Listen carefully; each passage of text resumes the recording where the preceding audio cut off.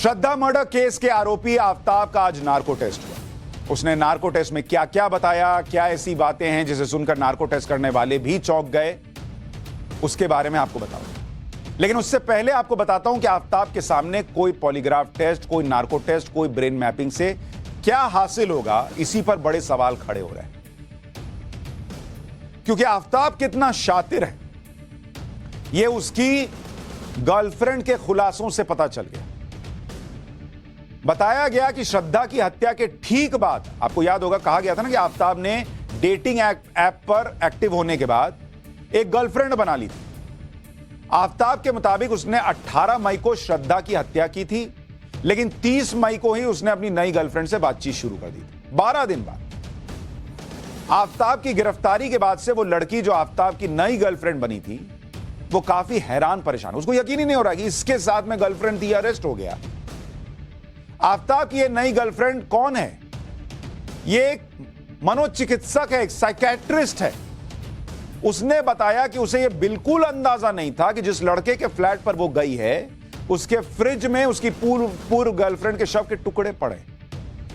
आफताब की ये नई दोस्त अक्टूबर में 2 बार उसके फ्लैट पर गई थी। आफताब ने 12 अक्टूबर को अपनी नई दोस्त को अंगूठी भी गिफ्ट की थी। माना जा रहा कि यह आर्टिफिशियल फैंसी रिंग भी श्रद्धा की थी। पुलिस ने आफताब की नई दोस्त से यह रिंग बरामद कर ली और उसका बयान भी दर्ज किया।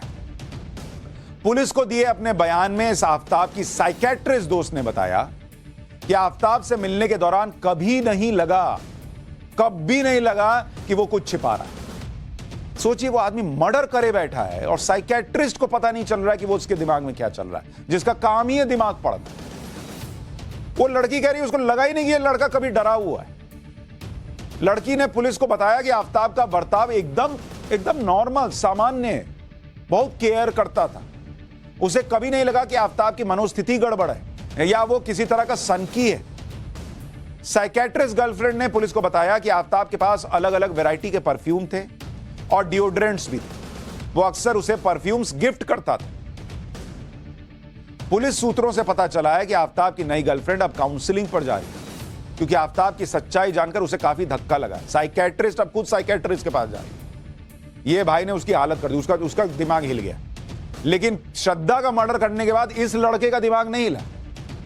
आप सोच रहे हैं, अगर किसी साइकेट्रिस्ट को आफताब आसानी से बहला सकता है, उसके साथ सामान्य बर्ताव कर सकता है, जिसका काम ही है दिमाग पढ़ना, बिहेवियर पढ़ना, वो साइकेट्रिस्ट को पता नहीं चल रहा कि ये मर्डर किया और वो साइकेट्रिस्ट खुद हिल गई।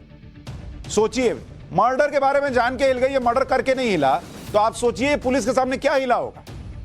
जब वो साइकेट्रिस्ट को धोखे में रख सकता है, तो फिर ये पॉलीग्राफ नार्को क्या है, जिन टेस्ट की वैसे भी कोई लीगल वैल्यू नहीं है और सिर्फ ये टेस्ट पुलिस की जांच में काम आ सकते हैं, ये पुलिस को नहीं घुमा रहा होगा।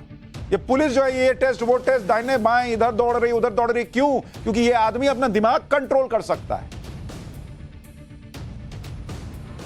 पुलिस सूत्रों के मुताबिक 2 घंटे के नार्को टेस्ट में आफताब ये कबूल कर रहा है कि उसी ने श्रद्धा की हत्या की। अब ये पुलिस के सोर्सेस कह रहे हैं, फिर मैं आपको बता दूं, अभी पुलिस ने नहीं कहा।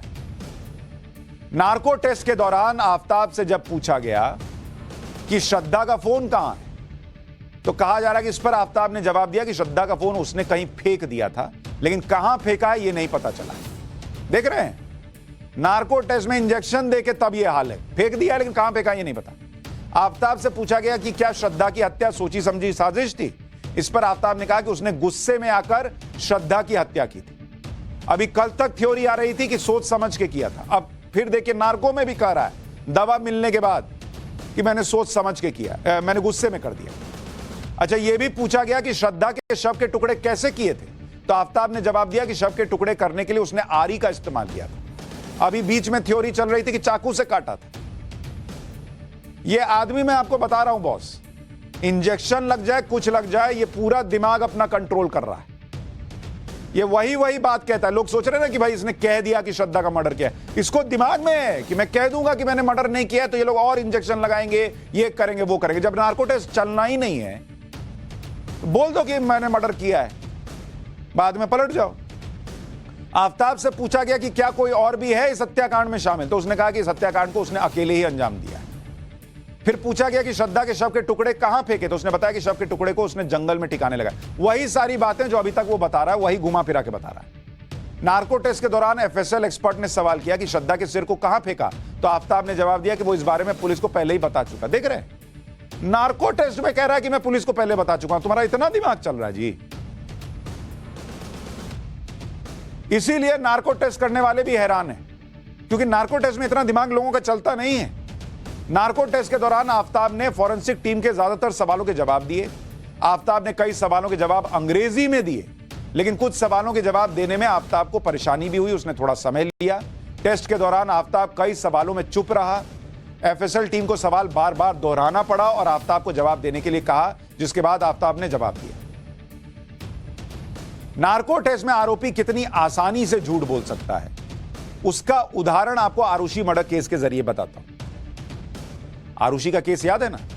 इस केस में साल 2008 में कंपाउंडर कृष्णा का भी नार्को टेस्ट किया गया था। यह आरुषि केस का आरोपी था उस वक्त कृष्णा। इसका नार्को टेस्ट कैसे हुआ था देखिए, दिमाग में पट्टी वट्टी लगा हुआ ना, और इसको दिया है इंजेक्शन। उस नार्को टेस्ट की शुरुआत से ही कृष्णा यह बोलता रहा कि उसने किसी को नहीं मारा, लेकिन बाद में जब उससे पूछा गया कि उसने किस हथियार से हेमराज की हत्या की है, तो कृष्णा ने जवाब दिया कि एक कुकरी से। एक बार यह वीडियो आपको सुनवाता हूं, सुनिए। कौन सा हथियार इसका इस्तेमाल करके उसको मारा था? कौन सा हथियार इस्तेमाल कौन सा हथियार इस्तेमाल किए तेरे उसको मारने के लिए, हेमराज को? कौन सा हथियार इस्तेमाल किए तेरे? क्या खोपड़ी। यानी एक ही टेस्ट के दौरान कृष्णा ने भी जांच टीम को छका दिया। आसानी से एक ही बात के दो वर्जन। कृष्णा के इस कबूलनामे के बाद भी सीबीआई कुछ साबित नहीं कर पाई। इसी तरह साल 2010 में सीबीआई ने आरुषि के माता पिता नुपुर और राजेश तलवार का भी नार्को टेस्ट किया, जबकि इससे पहले 2009 में तलवार दंपत्ति का ब्रेन मैपिंग और लाई डिटेक्टर टेस्ट हो चुका था।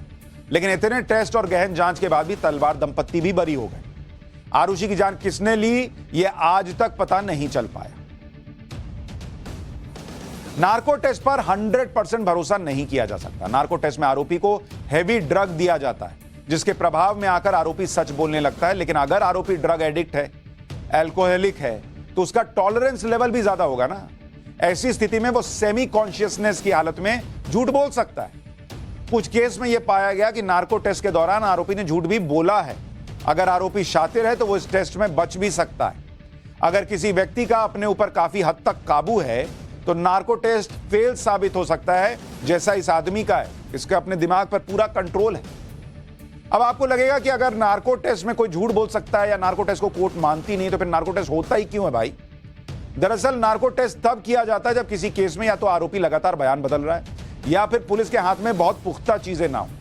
श्रद्धा मर्डर केस में भी पुलिस के पास चश्मदीद गवाह नहीं है, ना ही श्रद्धा की बॉडी मिली है। इसलिए पुलिस पॉलीग्राफ टेस्ट कर रही है, कभी कभी नार्को टेस्ट कर रही है कि कुछ पता चले।